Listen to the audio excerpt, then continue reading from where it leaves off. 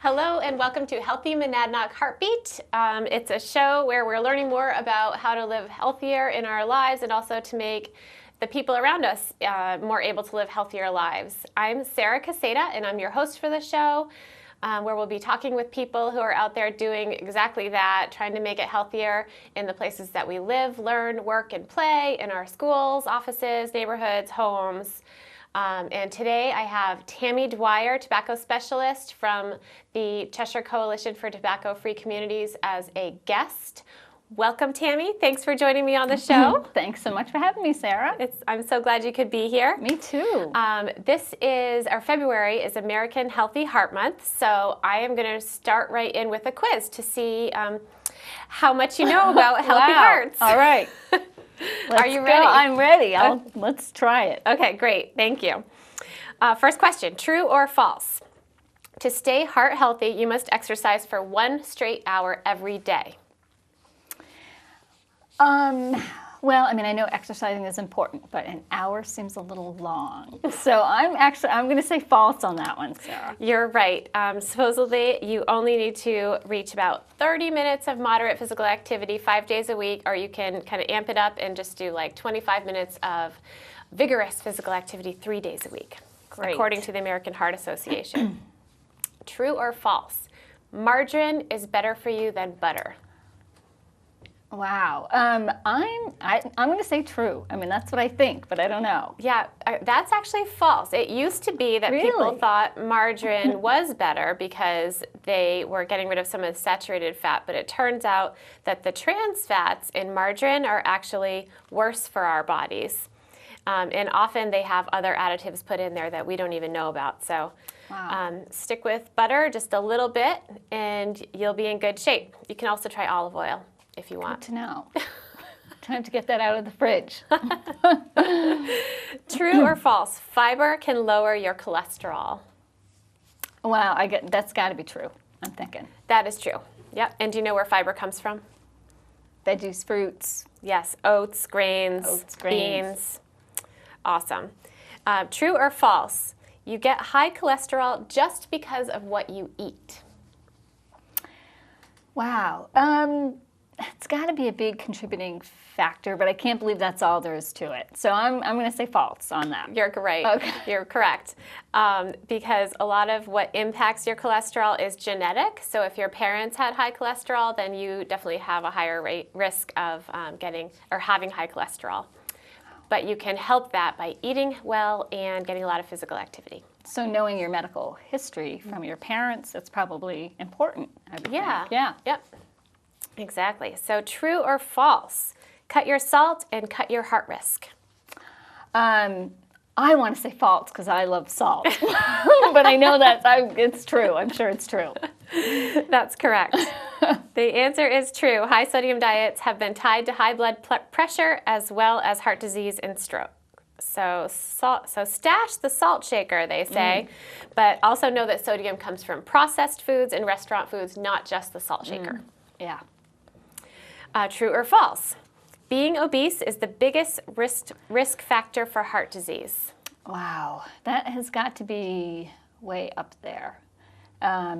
But you know, the work that smoking's got to be in there too. Yes, I will say true. It's actually false. Sitting on your couch, false. Sitting on your couch may be the worst thing you can do for your heart. But according to a CDC report, 40% of Americans are at risk for heart disease because they're inactive. Oh, inactive. So inactivity is actually worse than obesity. So even if you're a little overweight, as long as you are trying to move your body, then you're helping your risk factors. Right. So just don't be sedentary. Right. Got it. Yeah, so true or false? We're only on number 7. We have a few more questions. Okay. How am I doing, Sarah? 10. Seventh question. Okay. True or false? Eat only fat-free foods to protect your heart. No, see, I fell into that trap. I thought that that was really good for you. And Yeah. for a while, so I'm saying false on that. Yeah, was that the 90s when it was the fat-free food craze? I think Yeah. so.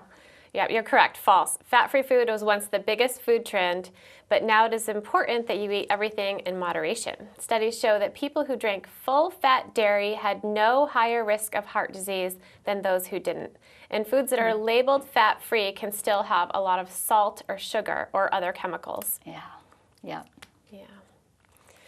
Number 8, true or false? To lower chances of heart disease, even non-drinkers should drink red wine. Wow, I don't know that one. Sure, I'll say true. False. No. Sorry. All right.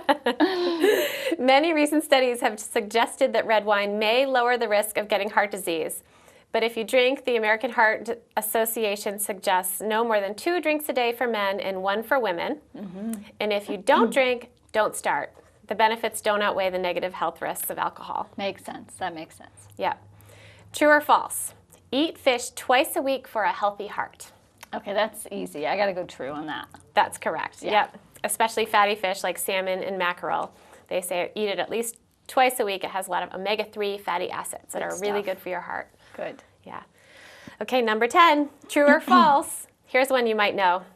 Non-smokers who are exposed to secondhand smoke at home or at work increase their risk of heart disease by 10%. I got to say false. It's got to be higher than 10%. Good answer. Yeah. Good answer. False. Non-smokers who are exposed to secondhand smoke increases their risk of heart disease by 25 to 30%. Yeah. And their risk of stroke by 20 to 30%. Yeah. Good quiz. Yeah, it's good information, and it's amazing how much it has changed over time, you know? Trying to keep up with all of it. Yeah. Yeah, so that was a long quiz. I think we're going to come back after this quick break and talk some more about all the work you're doing on smoke-free homes and smoke-free environments. But right now, we want to take the opportunity for a physical activity break with the trainers from the YMCA. We have these great videos, about 2 minutes to get up and move your body with the trainers so we can all work a few more minutes of movement into our days. Hi, my name is Stacy Wilbur from the Keene Family YMCA, and this is some Move More Minutes. And come join us at the Y and take some of our classes.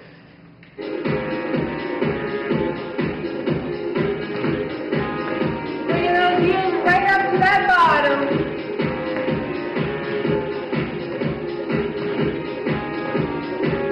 And those arms back. I know you're off your couch doing this. Back.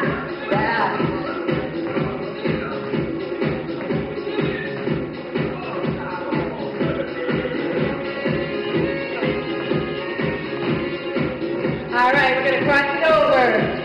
And up and cross over. Again, you don't have to be so high. You can be just a tap, if you like, or make it a little more disco.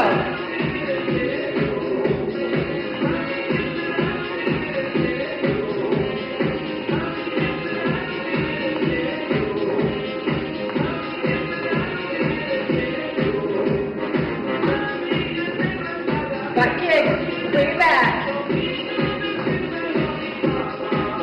Now if you want a little bit more, you can take it up a notch. Yeah. Or stay here.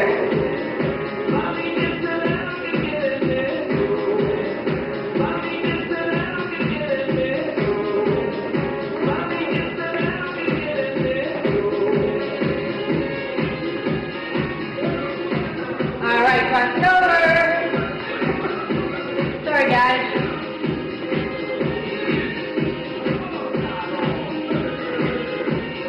Here, if you want to bring it up, bring it up a little bit. Oh, Stacy! Woo!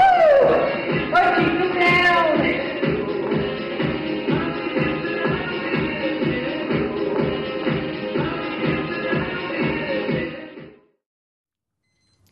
Welcome back. I hope everyone enjoyed that break with the Keene Family YMCA trainers. They're awesome. You can always go find them at the Y and do more exercise with the trainers and in their classes. Right now I want to hear more from Tammy and find out why it's so important to be creating these smoke-free environments and what you've been working on. Oh, great. Thanks, Sarah. Yeah, I mean, one of the first things I like to let people know about is increasing smoke-free environments is not about getting people to quit smoking. Okay. It's really about protecting everybody from secondhand smoke. Okay. So that's, from all the harmful effects that it causes, as you had mentioned in your quiz about heart disease. And, it's working. In 2000, the percentage of non-smokers exposed to secondhand smoke, it was around 52%. Wow. And in 2012, it was down to 25%. Wow. And that's all the work. Remember how we used to be able to smoke on planes and restaurants? That's all this work. Now, have all states passed laws prohibiting smoking in restaurants and public? It's all different depending on the state. Okay. Yes. But New Hampshire, statewide, no smoking in restaurants. Correct. And okay. So what are some of the other risks from secondhand smoke? Good question. Yeah, there are a lot of health risks. This doesn't come from me, this is the Surgeon General, that there is no safe level of exposure to secondhand smoke. So that's the first important piece of information. With children, you have increased ear infection. If they have asthma, secondhand smoke is a known trigger to cause asthma attacks. It actually also contributes to sudden infant death syndrome as well. And obviously, if adults have asthma, they're going to be impacted greatly as well. Yeah. I'm trying to think, too, Sarah, some of my statistics here. So over 40,000 non-smokers a year die from lung cancer. Wow. Just from being exposed to secondhand smoke. That's incredible. It's really, and I think if I can remember my numbers here, there's over 130,000 people in New Hampshire who have asthma. Wow. So you can imagine, in the winter months, we all kind of inside. snuggle in and maybe don't go outside to smoke. Yeah. So a lot more, people are exposed. Yeah, and put at risk. So with your work focusing on housing and multi-unit policies, you're really protecting or focused on protecting those more vulnerable populations like children and people with asthma who might be living in a housing property with multi-units. Yes. Yeah. And the reason the focus on multi-unit and you can tell that it's important because HUD, Housing, Urban and Development, right? They just came out with a proposed rule to mandate smoke-free in all public housing.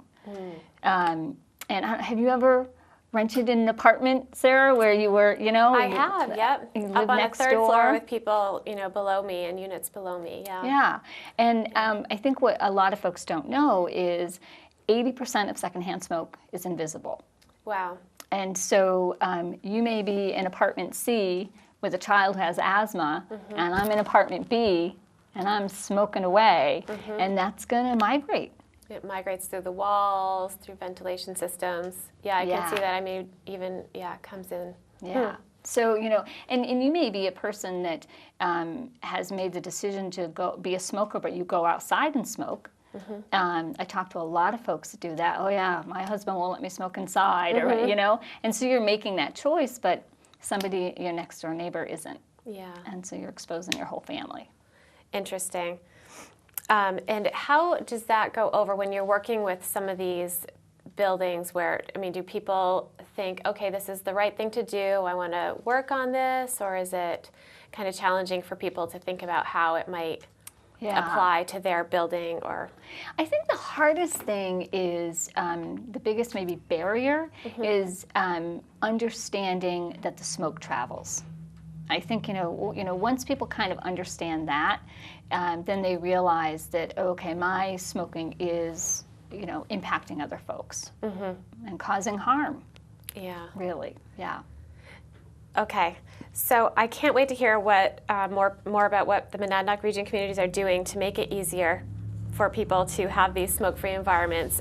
But right now we're actually going to go to another physical activity break. Yay. I just want to remind people that only 20% of people in our region make an actual scheduled time for physical activity, and another 20% never get any physical activity at all. So we hope that by having these breaks in our show, more people will take the opportunity to get up and move more with the trainers from the YMCA. So let's look at that clip. Hi, my name is Jocelyn. I'm an instructor at the Canadian Family YMCA. I'm going to show you 2 minutes worth of movement and invite you to come on down to the YMCA and check out some of our classes. So we're going to start heel, toe, heel, toe. Speed that up. Heel, toe, heel, toe. Woo! You got this. 15 seconds on each leg. 5, 4, 3, 2, and 1. Other side. Heel, toe, heel, toe. Speed it up. Heel, toe. You got this. Use those arms. 5, 4, 3, 2, and 1. Now, we're jogging with a little speed bag. Up here if you can, lower if you need to. We go up and down in reverse direction. Woo.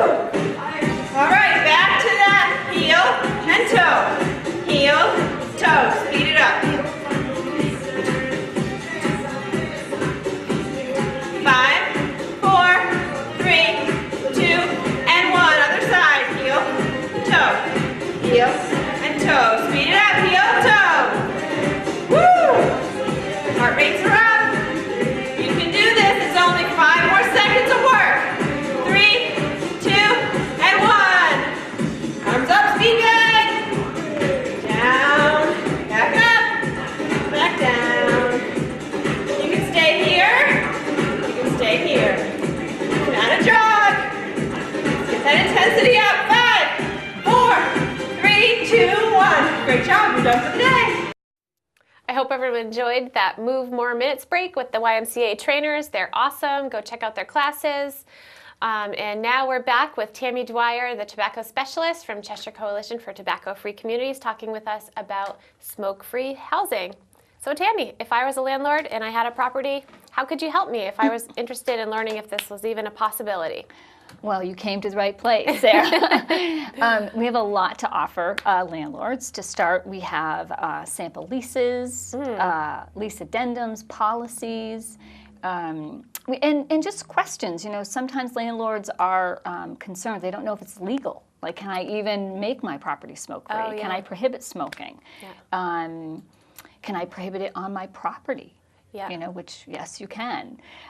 So sometimes it's just some legal questions, that type of thing. And another part that I'm really excited about, you can imagine that part of owning property is you need to get the word out and try to get tenants. So we've recently started a smoke-free rental housing directory. Right. Yeah, right on Healthy Monandock. Yep. And folks can just put their listings of their vacancies and do it right online. Yep. And it's free advertising. That's great.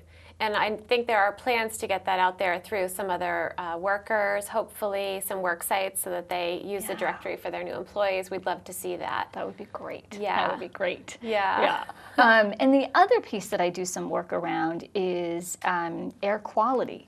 Because, like I said, you know, secondhand smoke is invisible. So it's like, how can you actually test the quality of air in a building? How do you do it? So I can go out and my handy dandy, here we go. I have an air quality testing machine. Now, have you ever seen I've never something seen like this? And it was, you know, it was new to me as I started working in this field, and I've learned a lot of information about it. But what this measures is they're called particulate matters. Okay. That are so small that you can only see them in a microscope.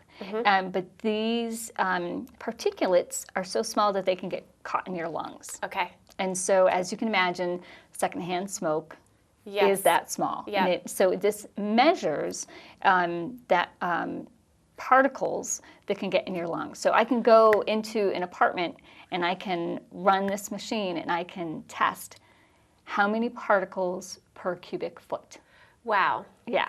Okay, so what have you seen? Tell us how this works. Well, a couple things that I've learned is living in New England in the winter. So a lot of folks have wood stoves. We know about that. So that actually also produces that same small particles that can caught in your lungs.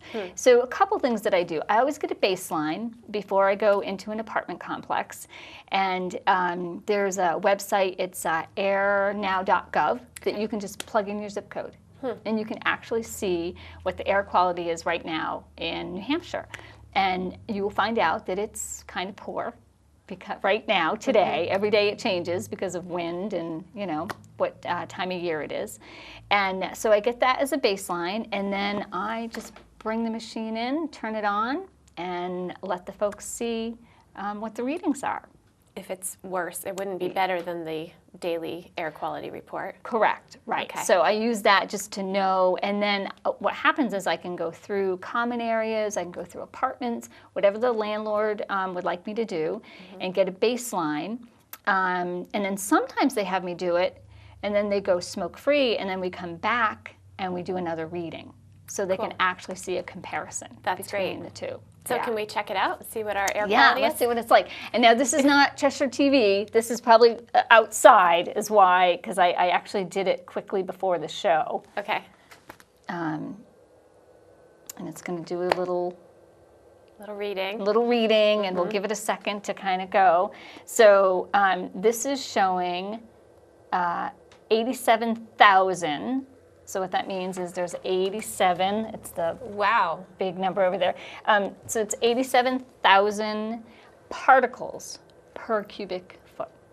That doesn't sound good. No, so it's not horrible though, I'll have to tell you. Okay. So when I look at my range, that's in the fair range. Oh, okay, 870. Yes. Yeah, okay. Yeah, so that's in the fair range. Okay. But I have gone into some apartment complexes where they did allow smoking, and so we did a baseline, and we went in, and a couple of the smoking units, they were not smoking when I went in there, and it was hard to breathe. Really? And they were off the charts. Wow. And the readings are similar out in the common areas. Oh, wow. So showing you that it does travel. Yeah. And even in non-smoking units. Now, I think you had sent a graphic or shared a graphic with us. Yes. I'm not sure if we have it, but it's a graphic that shows the readings before the smoke-free policies and after, once the smoke-free policies were implemented over days. So hopefully we can pull that up on the screen. I don't know if you have that or not. I can kind of look myself to see, because I did have that. Yes, and the reading was done just 35 days after they adopted a smoke-free policy. And every single lobby apartment was below the level of good air quality. And when we did the reading before, when everybody was smoking, it was poor air quality. Wow. So just in that was in 30 days. So that's not a long time to make a pretty significant impact on healthy air. Yeah, it's really incredible. For everyone. That's great. It's really incredible, yeah. Huh. Well, thank you so much for coming. What could people do who maybe are living in a rental unit and would like to have a smoke-free policy? Yeah, I mean, one thing, depending, hopefully you have a good relationship with your landlord, and I would start with just talking to them. Let them know that you would like to be protected from secondhand smoke. And if you're having difficulty, you can always give us a call or just reach out to us. I'm happy to help folks talk to their landlord and to move this forward. Yeah, that's great. Yeah. Thank you so much. So I hope everyone takes time to check out the directory on the Healthy Monadnock website. There's a little house that you can look at, and it says smoke-free directory. To find the website on the Healthy Monadnock website. Tammy, thank you for coming in and talking with us. This has been informative. So I guess if we have time, we could look at move more minutes, or we can just come to our website, join us on social media, become a champion if you're not already. Reach out to us at any time. Let us know what you want to hear about on this show. We're here for you. Healthy Monadnock is the community. It's not just us. It is everyone living healthier. Thanks for joining us. Have a great day.